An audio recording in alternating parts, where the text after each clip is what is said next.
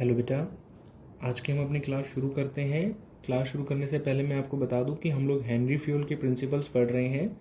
अभी तक हम ऑलरेडी 9 प्रिंसिपल्स को कवर कर चुके हैं आउट ऑफ 14। इसका मतलब अब हमारा जो प्रिंसिपल नंबर है वो हमारा 10 है।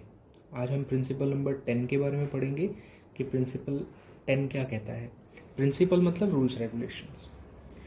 प्रिंसिपल नंबर 10 है हमारा स्टेबिलिटी ऑफ पर्सनल।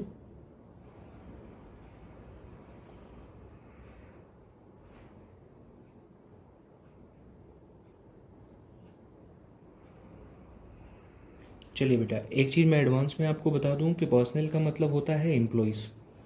ये वर्ड जब भी आए तो आप एम्प्लॉयज़ को माइंड में लेके आइएगा, आपको टॉपिक समझ आ जाएगा। ठीक है, जैसे स्कूल में जो टीचर हैं वो एम्प्लॉय हैं तो उनके बारे में आप सोचिए।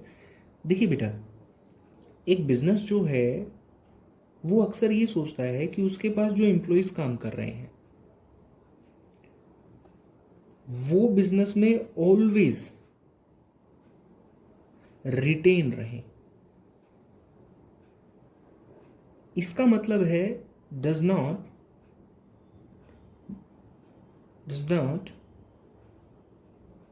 Leave their job.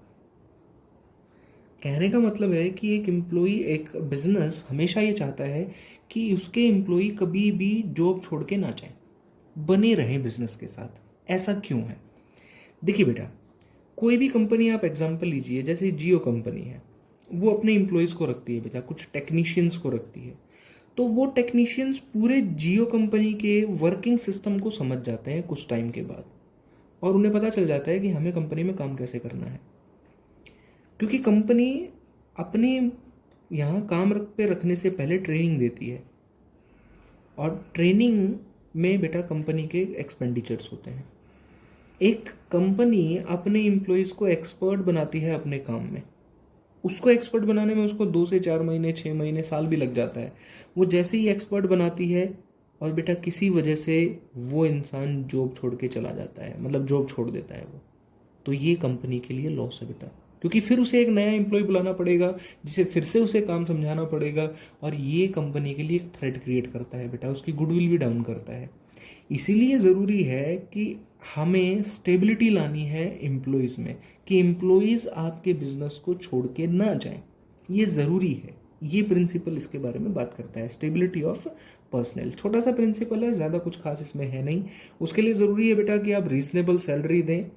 कैसे रिटेन रहेंगे एम्प्लॉयज़? रीजनेबल सैलरी दें, टाइम टू टाइम बोनस दें, जो प्रॉफिट आ रहा है उसमें भी शेयरिंग दें, प्रॉफिट में भी हिस्सा दें उन्हें, ताकि एम्प्लॉय मोटिवेट रहे, फिर छोड़ के क्यों जाएंगे। छोड़ने का तो रीजन ही होता है।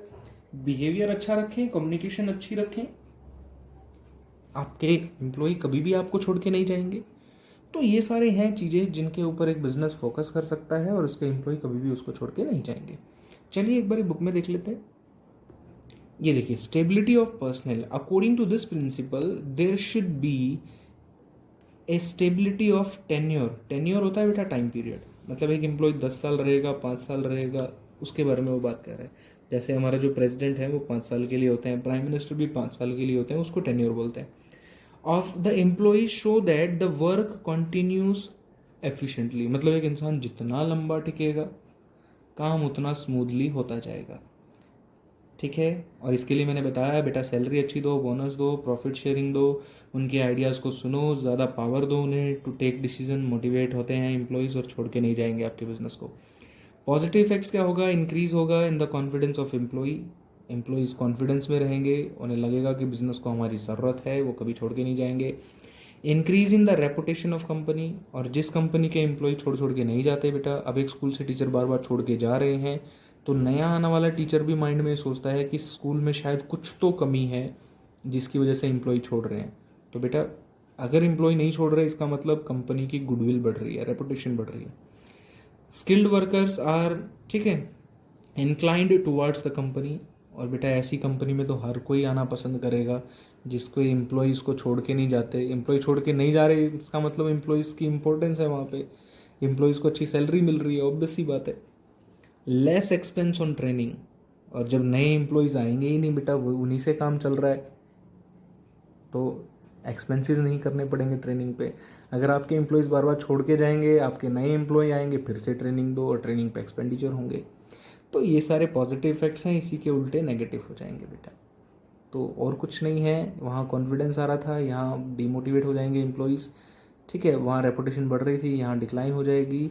वहाँ पे स्किल्ड वर्कर थे हमारे पास, अब यहाँ पे स्किल्ड वर्कर कंपनी को छोड़ के चले जाएंगे। ठीक है, वहाँ एक्सपेंसेस नहीं थे ट्रेनिंग पे, यहाँ ट्रेनिंग पे ज़्यादा एक्सपेंसेस हो जाएंगे। बाकी और कुछ नहीं है। आई होप कि आपको ये चीज़ समझ आ गई होगी। ठीक है, सो थैंक्स फॉर वॉचिंग।